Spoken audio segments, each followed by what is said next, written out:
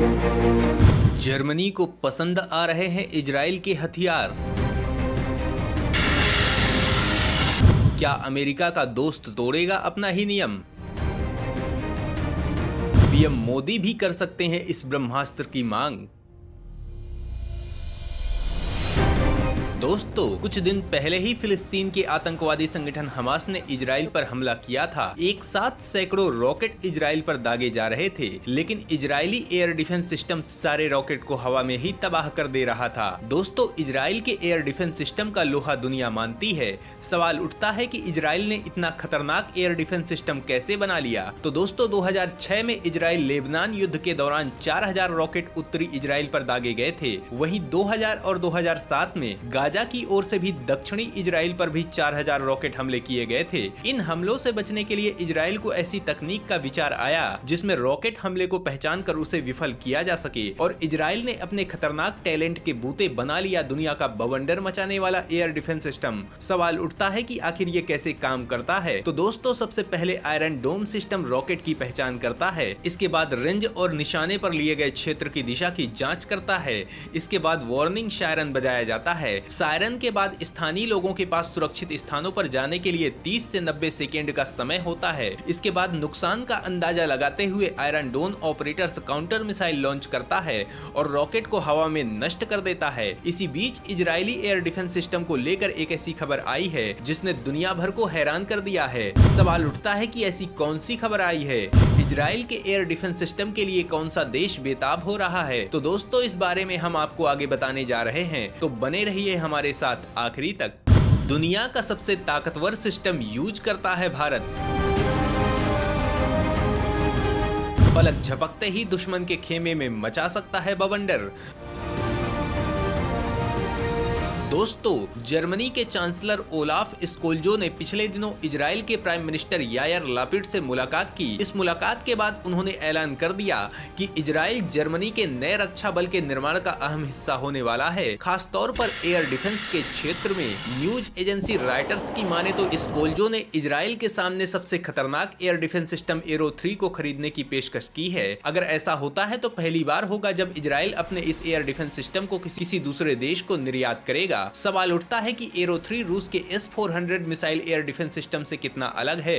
तो दोस्तों, भारत के पास रूस का एयर डिफेंस सिस्टम है और ऐसे में दोनों के बारे में जानना और ज्यादा जरूरी हो जाता है। एरो 3 को इजराइल एरोस्पेस इंडस्ट्रीज ने अमेरिका से मिली आर्थिक मदद के बाद तैयार किया है। अमेरिका ने इसे तैयार करने में मदद की है, तो वही ये फैसला कर सकता है कि कितनी संख्या में इसे किस देश को दिया जाएगा। लेकिन सूत्रों की माने तो अमेरिका ने जर्मनी को बिक्री के लिए इसकी रणनीतिक मंजूरी दे दी है। इजराइल के सीनियर ऑफिसर्स की माने तो यूरोप के कई देश इस सिस्टम को खरीदना चाहते हैं और बातचीत जारी है। रूस की मिसाइलों से अपनी रक्षा के लिए वो इजराइल के इस सिस्टम पर भरोसा कर रहे हैं। एरो 3 और रूस के S-400 में सबसे बड़ा फर्क यही है कि एरो 3 को किसी भी बैलिस्टिक ट्रेजेक्टरी में मौजूद ऑब्जेक्ट का पता लगाने के लिए डिजाइन किया गया है। ये सिस्टम S-400 के अलावा S-500 मेड से पूरी तरह अलग है। इस मिसाइल की ऑपरेशनल रेंज 100 किलोमीटर तक है और ये गाइडेड सिस्टम पर ऑपरेट होती है, जबकि अगर S-400 की बात करें तो इसकी रेंज 400 किलोमीटर तक है, जबकि ये मिसाइल करीब 2500 किलोमीटर की ऊंचाई तक उड़ान भर सकती है। ईरान के साथ जारी तनाव के बीच इजराइल ने इस सिस्टम को टेस्ट करने का दावा किया था। इजराइल ने इसे एक अहम घटना करार दिया था।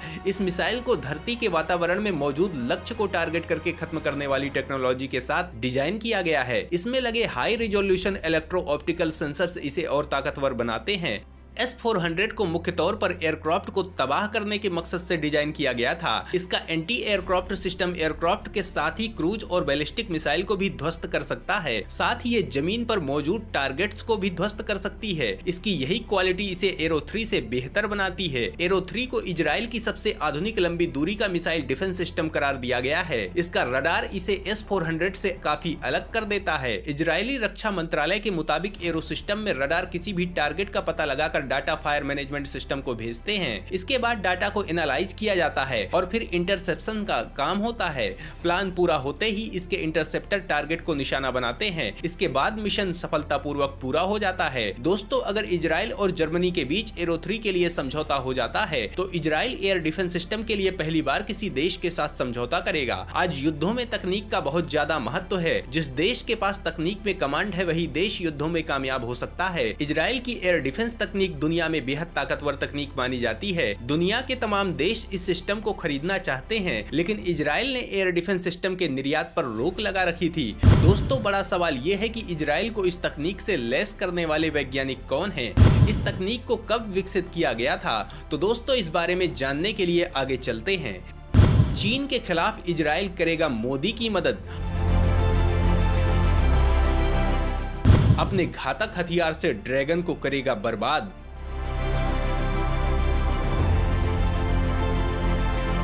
दोस्तों, आयरन डोम और इजराइल की कई अन्य मिसाइल रक्षा प्रणालियां जैसे कि एरो डॉक्टर उजी रूबिन के बहुत ऋणी हैं। रूबिन ने 1991 से 1999 तक इजराइल के बैलिस्टिक मिसाइल रक्षा संगठन के सबसे प्रमुख के रूप में कार्य किया। ये वही समय था जब मिसाइल हमले के खतरों के बढ़ने के साथ साथ इजराइल ने अपने एयर डिफेंस का आधुनिकीकरण किया। रूबिन का जन्म 1937 में हुआ था। वे इजरायली रक्षा इंजीनियर और विश्लेषक हैं। रूबिन को मध्य पूर्व के मिसाइल सिस्टम के प्रतिष्ठित विश्लेषकों में से एक माना जाता है। उजी रूबिन लगभग 40 वर्षों से इजराइल के सैन्य अनुसंधान, विकास और इंजीनियरिंग कार्यक्रमों में शामिल हैं। रक्षा क्षेत्र में उनके योगदान को देखते हुए 1996 में इजराइल रक्षा पुरस्कार से सम्मानित किया गया था। वे Jerusalem institute for strategy and security में भी अपनी सेवाएं मुहैया करवाते हैं। रूबिन के काम को देखकर इजराइल ने उन्हें वीआईपी सुरक्षा मुहैया करवाई है। 1990 से 1991 के बीच पहला इराक युद्ध छिड़ा था।